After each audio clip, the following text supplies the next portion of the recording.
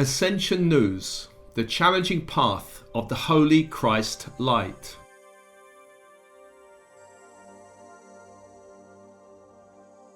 The importance of the life of Jesus the Christ at this time of ascension is many-fold. Firstly, he came to birth, the age of Pisces, which was the age of devotion.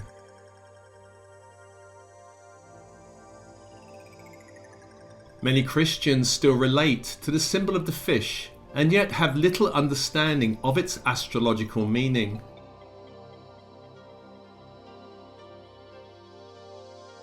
His birth heralded the end of the preceding age of Aries, which was the age that witnessed the rise and fall of many empires. Actually, Christianity itself became one of the major reasons why the Roman Empire fell, and then became the major channel for the teachings of the emerging church.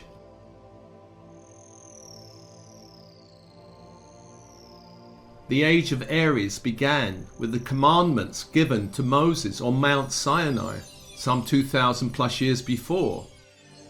And when he returned from the mountain with the stone tablets, the people had built a golden calf and were worshipping it. And this golden calf symbolized the outgoing age of Taurus the bull.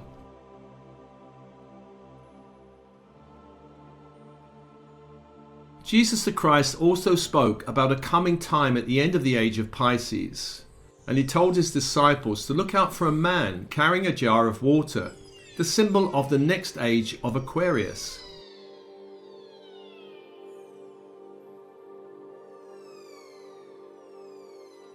Apart from heralding the beginning of the age of Pisces, Jesus the Christ laid out a spiritual path that many are now being called to follow as we enter the age of Aquarius.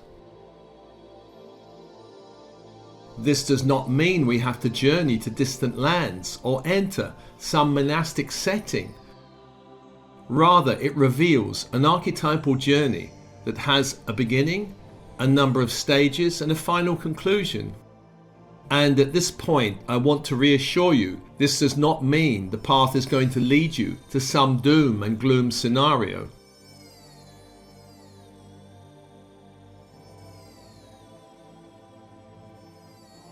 So I want to begin with the idea that Jesus was a human being and not God incarnate. Now I know this goes against mainstream Christianity that teaches Jesus was the Son of God, the only Son of God. And this idea began with the Council of Nicaea in AD 325, when it was written into the church teachings that Jesus was the only Son of God. And this was done to appease the Roman Emperor Constantine, and from that point it became heresy to think of any human being as the son or daughter of God.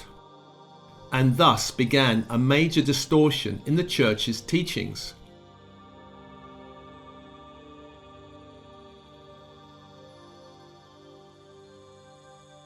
Okay, that being said, Jesus travelled from a young age. It is generally accepted that his family fled to Egypt before his birth to escape the persecution from the soldiers of King Herod.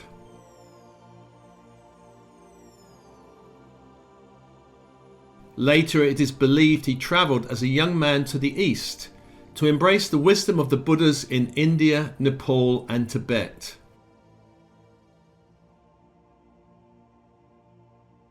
It is also highly likely he returned to Egypt, where he would have encountered the cult of Isis, along with a more liberating view of women. And this probably influenced his teaching, since Jesus broke with the traditions of his day in his homeland, where he spoke openly with women, taught women, which was not something the authorities of the day approved of. Some of his closest companions were women, including Mary Magdalene.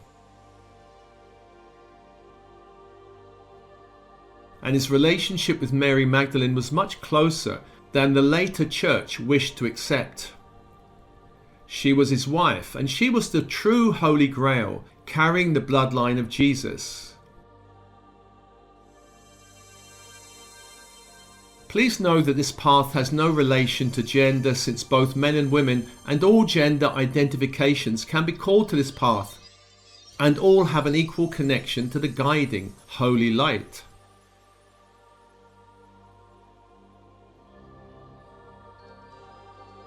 So it is also likely that he travelled with Joseph of Arimathea to distant lands, including Britain to the west. His path of encountering the spiritual traditions of many cultures was important for his later mission. Following on from the idea that Jesus was not born God incarnate, he was not born a perfected being. Thus, his journey was one of preparing and perfecting himself for his mission. And this was a mission that involved great trials and tests before he began his ministry. This was a path of burning away the dross in his being to prepare for the descent of the Christ light. This descent and unification with the Christ light happened during the baptism by John the Baptist.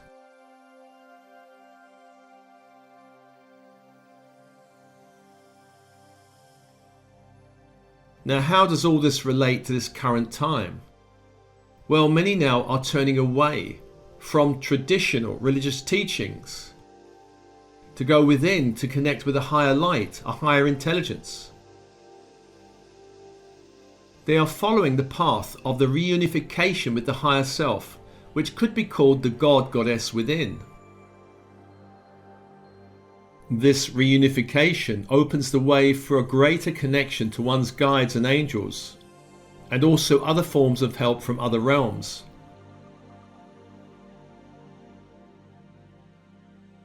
Then for some, this path leads to a deeper unification with the Christ consciousness, which is where a mission of planetary service is born.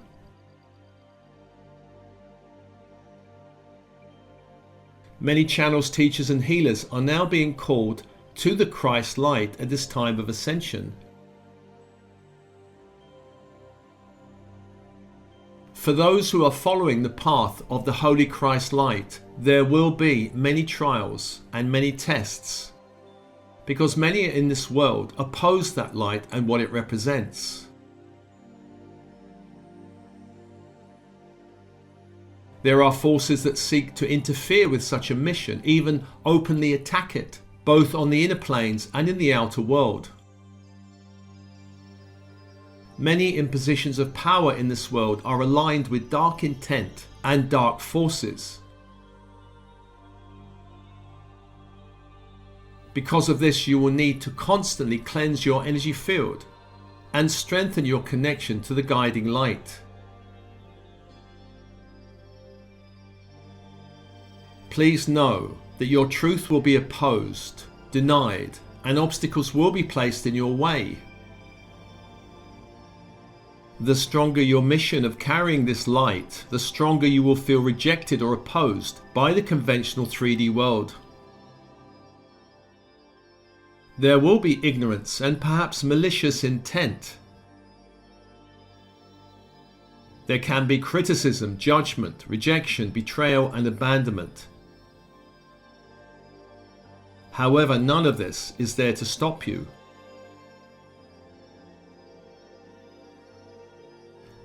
All of this can help activate a stronger connection to your higher self, guides, angels, and the Christ light.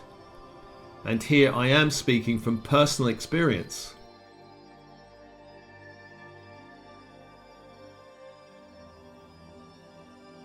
The good news is that during the life of Jesus the Christ, the world was denser and darker in many ways.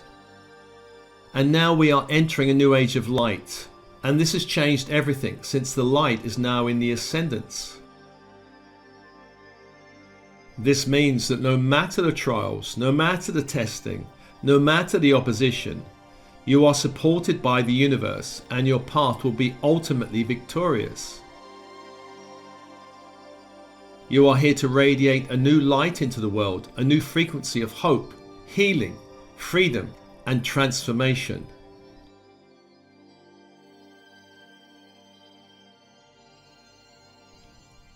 Much love.